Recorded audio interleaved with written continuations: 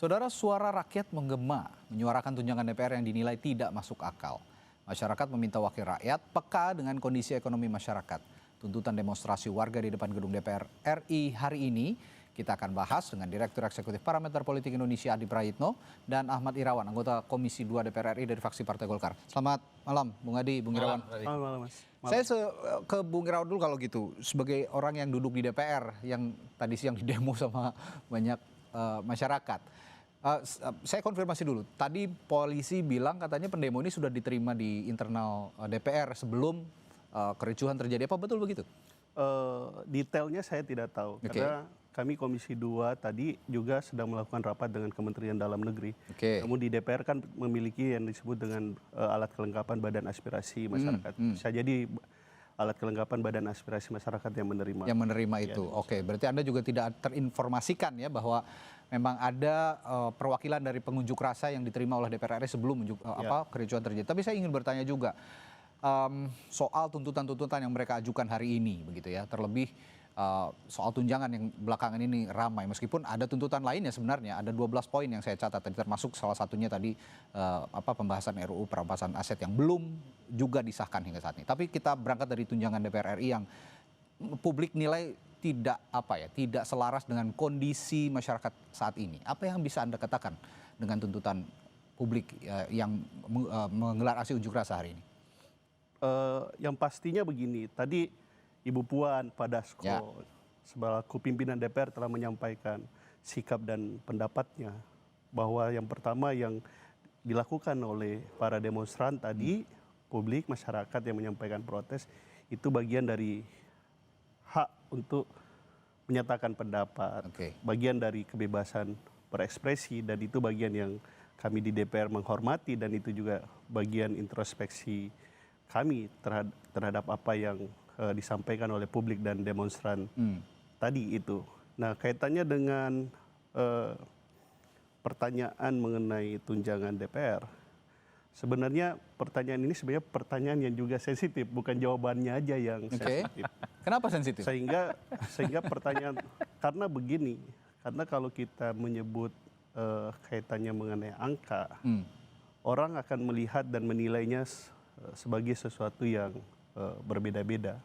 Nah, kalau saya sendiri memahami sebagai anggota DPR, yang namanya tunjangan itu adalah tunjangan yang digunakan oleh anggota DPR dalam konteks keberadaannya untuk memperjuangkan aspirasi masyarakat dan kemudian kepentingan di dapilnya, sehingga apa yang kemudian terangkum dalam apa yang ditransfer ke masing-masing anggota DPR ya sebenarnya kembali ke masyarakat juga, karena tunjangannya adalah tunjangan dalam konteks memperjuangkan aspirasi masyarakat dan kepentingan daerah pemilihan gitu.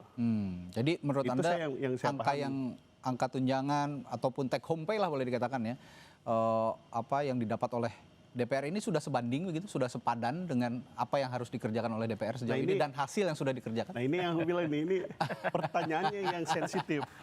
Ya betul, pertanyaannya yang sensitif. Karena kalau kita jawab sepadan, nanti dibilang anggota DPR-nya kok besar banget gitu. Nanti kita bilang nggak cukup, nanti dibilang nggak sensitif kepada publik atau rakyat. Sebenarnya pertanyaan yang paling tepat sebenarnya itu digunakan untuk kepentingan apa yang kemudian dihasilkan oleh setiap anggota DPR. Nah, itu kalau itu saya kalau gitu gini. Untuk memoderasi kalimat yang pantas diberikan kepada publik, penjelasan yang pantas diberikan kepada publik, mungkin Bung Adi Prayitno bisa menjelaskan apa yang harusnya disampaikan? Ya, pertama tentu demonstrasi hari ini harus dimaknai sebagai bagian dari krisis politik, di mana warga itu sudah mulai tidak percaya kepada anggota dewan yang selama ini dianggap sebagai lembaga dan sosok yang mampu menerjemahkan keinginan masyarakat secara umum. Di tengah kemiskinan, di tengah PHK terjadi di mana-mana, orang susah mencari pekerjaan, tapi muncul informasi ada tunjangan yang cukup fantastik untuk anggota dewan. Itulah yang kemudian bisa menjelaskan kenapa ada demonstrasi hari ini, ada mahasiswa, ada rakyat, dan ada kelompok-kelompok pelajar. Nah, pertama yang ingin saya katakan adalah sejak awal mestinya ketika anggota DPR RI periode 2024-2029, ini kan sebenarnya yang ramai itu soal tunjangan sewa rumah. Sewa rumah? Nah, itu yang saya kira sejak awal tidak dikomunikasikan dengan baik. Artinya apa? Kalau ini dikomunikasikan dengan baik, bahwa 50 juta untuk sewa rumah hari ini itu sebenarnya bagian dari upaya untuk mengganti rumah-rumah anggota dewan yang tak lagi menjadi bagian dari mereka. Kalau ini disampaikan sejak awal sudah dilantik, jadi kalau hari ini anggota dewan dapat 50 juta, nggak akan ada soal. Karena mereka memahami bahwa anggota dewan itu ternyata butuh tempat tinggal. Dan harus ada keyakinan bahwa anggota dewan itu tidak seperti yang dibayangkan orang, kaya raya semua, persoalan ekonominya sudah mapan, kehidupannya sudah selesai. Tapi nyatanya 50 juta untuk anggota dewan ternyata dibutuhkan. Kalau ini kemudian dikomunikasikan dari awal, saya kira tidak akan memunculkan kekisruhan ini. Yang kedua tentu membaca konteks, Radia. Konteksnya adalah kan kita tahu bahwa saat ini kondisi ekonomi kita kan sedang recovery, sedang struggle betul. Kita mendengarkan hampir tiap hari PHK terjadi di mana-mana. Orang kesulitan mencari pekerjaan, ada yang 10 kali, 15 kali ditolak dengan berbagai hal. Tapi tiba-tiba muncul informasi tunjangan BBM lah, tunjangan beras, dan tunjangan untuk sewa rumah yang notabene itu diambil dari pajak rakyat. Dan itulah yang kemudian pajaknya dinaikkan terus. Itulah yang kemudian membuat begitu banyak resistensi dan demo hari ini. Dan pada saat yang bersamaan pembelaan sejumlah kawan-kawan anggota dewan itu kan juga menambah amarah. 50 juta ini nggak cukup kok, mestinya nih 76 juta. Itu tadi kalimat yang harus dimoderasi menurut saya. Iya betul, dan bahkan ada yang ngaman. Kan wajar dong cari kontrakan dekat DPR. Rumahnya di Bintaro ke DPR kan jauh. It's okay, nggak soal. Tapi sekali lagi penjelasan komunikasi publik yang saat ini sedang marah di tengah kondisi ekonomi yang tidak oke-oke banget, itulah yang saya kira butuh penjelasan yang sangat sensitif bagaimana rakyat yang biasa-biasa saja secara mudah untuk memahami apa yang sebenarnya terjadi di DPR. Nah yang ketiga kalau kita mau tambahkan, anggota dewan sebenarnya dapat apapun sih oke, nggak soal. Tapi kan publik juga men-tracking apa sih yang dilakukan kok segini amat angka soal tunjangan dan gajinya. Dan pada saat yang bersamaan, oke lah rakyat Indonesia, DPR memang besar, ayo pelototin kerja mereka. Tapi yang paling penting banyak kok di negara-negara ini direksi-direksi, di BUMN gajinya juga lebih besar dari DPR. Nah itu juga harus kita pelototi. Oke, jadi kalau mau moderasi sebenarnya lembaga yang punya ya katakanlah tunjangan fantastis begitu, tidak hanya lembaga legislatif ya kan. Lembaga eksekutif juga besar. Nah, apakah juga Anda bisa menjelaskan soal itu bahwa DPR itu bukan satu-satunya dan kalau misalnya dikomparasi dengan lembaga-lembaga lain misalnya di eksekutif masih banyak yang jauh lebih besar. Nanti saya akan tanyakan hal itu setelah jeda di Sapa Indonesia Malam pada Bung Irawan, tetaplah bersama kami.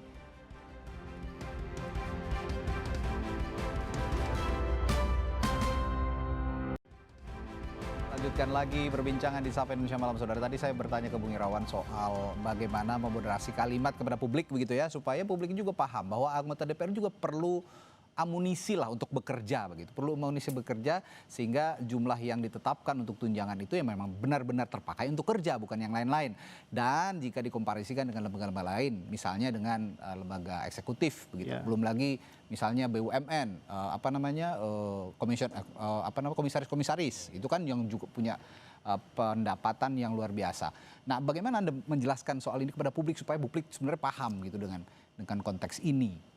Saya ingin mengatakan bahwa DPR itu satu lembaga yang sangat penting dalam satu negara demokrasi. Karena satu-satunya lembaga yang bisa melakukan check and balances terhadap kebijakan presiden itu hanya Dewan Perwakilan Rakyat, DPR. Fungsi-fungsi segregasi aspirasi itu bisa dilakukan oleh anggota DPR. Nah, dalam konteks pertanyaan tadi itu, kami ingin mengatakan bahwa sebenarnya sebagian besar dari apa yang kami terima itu juga kembalinya kepada masyarakat. Karena bagian dari tunjangan tersebut itu tunjangan dalam rangka meningkatkan fungsi kita sebagai selaku anggota DPR. Kaitannya dengan lembaga pemerintahan lain, BUMN. Karena kebetulan saya hanya membidangi pemerintahan dalam negeri, bukan tidak membidangi BUMN. Jadi saya tidak punya pengetahuan yang cukup terkait dengan penghasilan di BUMN. Nah, kalau gitu begini, mungkin publik tidak akan terlalu resah, tidak akan terlalu banyak gejolak ketika DPR juga memberikan fungsinya dengan baik, memberikan kinerjanya dengan baik gitu kira-kira Bung Adi ya, supaya publik juga terpuaskan. Yang namanya publik ini mungkin Bung Irawan punya yang kita sebut publik itu di konstituen, di dapil gitu. Itu mungkin memang paham dengan kinerja Pak Irawan. Tapi ini kita berbicara publik secara umum. Misalnya di Jakarta saja dengan gejolak yang luar biasa seperti tadi gitu. Apa yang bisa Anda tunjukkan kepada publik secara umum gitu bahwa kinerja DPR ini sebenarnya bisa diperbaiki dan akan ada kerja nyata kok untuk publik. Nah itulah tadi salah satu tadi yang disampaikan Pak Adi Prayitno bahwa sebenarnya persoalan yang muncul di publik saat ini itu bukan hanya persoalan nominal atau angka, tetapi juga kaitannya dengan sosialisasi dan komunikasi terkait dengan kebijakan tersebut kepada rakyat agar kemudian rakyat mendapatkan cukup penjelasan terkait dengan keuangan atau penghasilan atau tunjangan yang diberikan kepada DPR itu dalam rangka meningkatkan fungsi legislasi, fungsi pengawasan dari anggota DPR itu sendiri.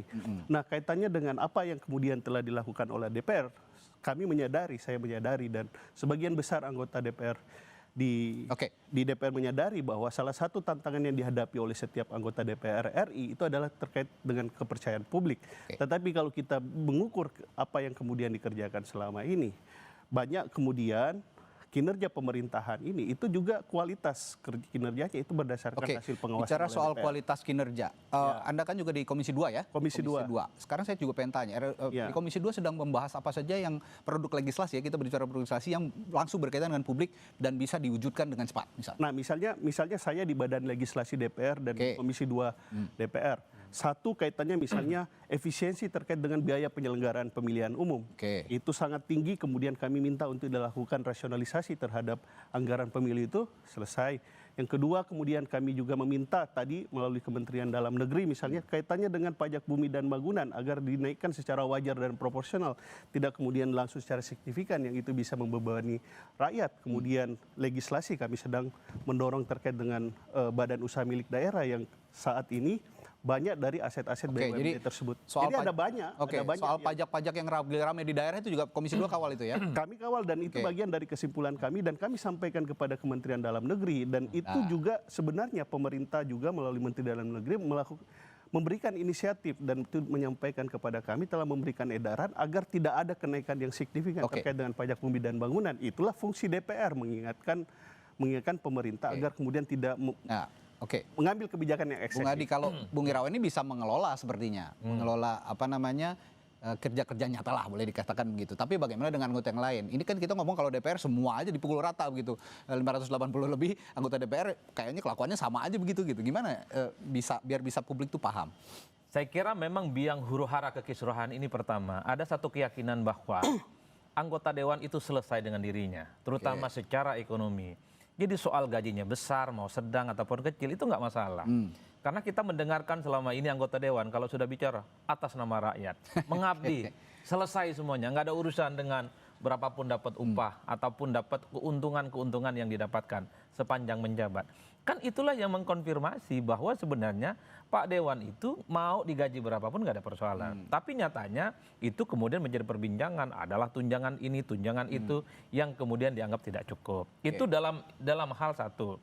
Nah yang kedua memang harus diakui banyak sekali yang sebenarnya ingin tahu sebenarnya men-tracking, mengukur bagaimana anggota dewan itu bekerja. Kan variabelnya dua, kuantitatif dan kualitatif. Dari segi kuantitatif tentu orang bertanya-tanya, sebenarnya apa saja progress report yang sudah dimainkan oleh kawan-kawan anggota dewan sejak dia dilantik menjadi seorang yang kemudian dianggap sebagai legislator. Kan orang ingin tahu dari segi jumlah. Lalu dari segi kualitatif, ketika muncul isu-isu yang krusial di rakyat, mulai dari politik, mau dari ekonomi, mau dari hukum, ada tiga kemudian anggota dewan yang pasang badan misalnya, dia memberikan pembelaan kepada rakyat bahwa dialah pejuang rakyat yang sebenarnya. Beberapa waktu yang lalu kisruh terkait dengan bendera One Piece. Tapi kita tidak mendengar ada yang pasang badan. Bahwa rakyat jangan pernah takut untuk mengibarkan bendera One Piece. Itu bagian dari demokrasi. Ada yang bicara seperti itu ya? Saya kira banyak ya? Kalau banyak tidak. Tapi kan ini tidak menjadi sebuah sikap politik secara terbuka. Satu persatu iya. Yang melembaga. Yang melembaga. Ini kan sikap personal. Misalnya ketika ada kenaikan PPN 12% beberapa waktu yang lalu. Nggak muncul juga sikap kritisnya.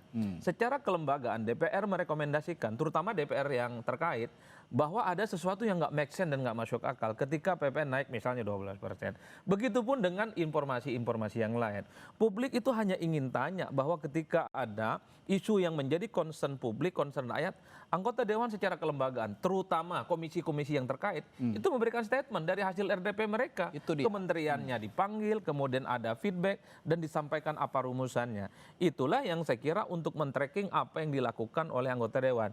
Tentu anggota dewan banyaklah 1-2 yang ngomong, tapi sekali lagi mereka mengatasnamakan pribadi, tidak kelembagaan. Nah yang ketiga tadi, Saya harus akui anggota dewan itu bukan hanya soal personal, bukan hanya membawa dirinya. Saya tidak ingin membela anggota dewan, tapi minimal ada satu diskursus yang kita tahu bahwa DPR itu seperti perusahaan dia, karena dia begitu banyak mengentertain, begitu banyak orang yang dikoordinir. Misalnya anggaplah setiap bulan dapat 100 atau 150 juta, kan ada tunjangan-tunjangan yang harus diberikan, ada infak kan, misalnya buat fraksi, ada buat partai, pusat, kabupaten, kota, dan provinsi, kan kewajiban anggota dewan diberikan. Belum lagi misalnya memaintain bagaimana basis-basis konstituen. Setiap kunjungan dia butuh logistik dan seterusnya. Infak yang saya maksud itu adalah iuran faksa dalam tanda kutip. Karena anggota dewan ini kan dia punya iuran sepertinya, bagaimana dia untuk mendinamisasi struktur, baik mungkin di fraksi ataupun di partai.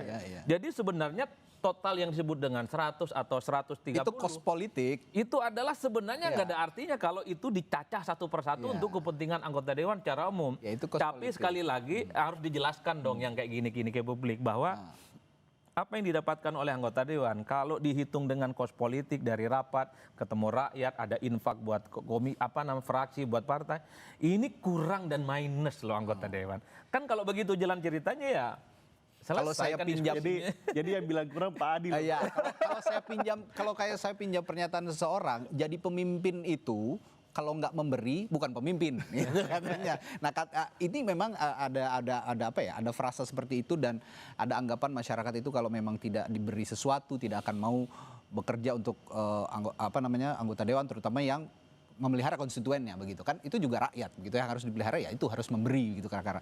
Nah, Mas Adi, tapi kalau begini Bung Adi, kalau kita bicara konteks tadi kos politik yang begitu mahal, berarti ya itu yang harus dijelaskan kepada publik bahwa kos politik itu mahal, sistem demokrasi yang harus dirubah atau bagaimana? Ya pertama memang harus dijelaskan bahwa anggota dewan itu tidak hanya membawa dirinya, tapi dia membawa keseluruhan kepentingan partai, kepentingan fraksi, kepentingan konstituen dan dapil basis yang diwakilinya.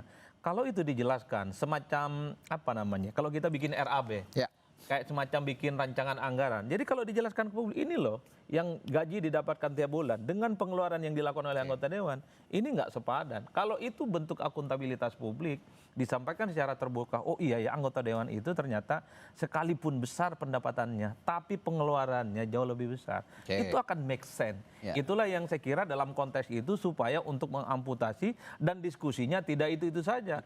Sorry itu saya harus kita katakan, kan banyak juga rakyat tidak tahu. Anggota dewan itu macam perusahaan dia. Banyak hal yang harus dia kelola, banyak hal yang dia tanggung jawab, kira-kira begitu. Tapi saya ada satu hal yang menarik juga tadi yang diungkapkan oleh Bung Adi, dan harus saya tanyakan ke Bung Irawan.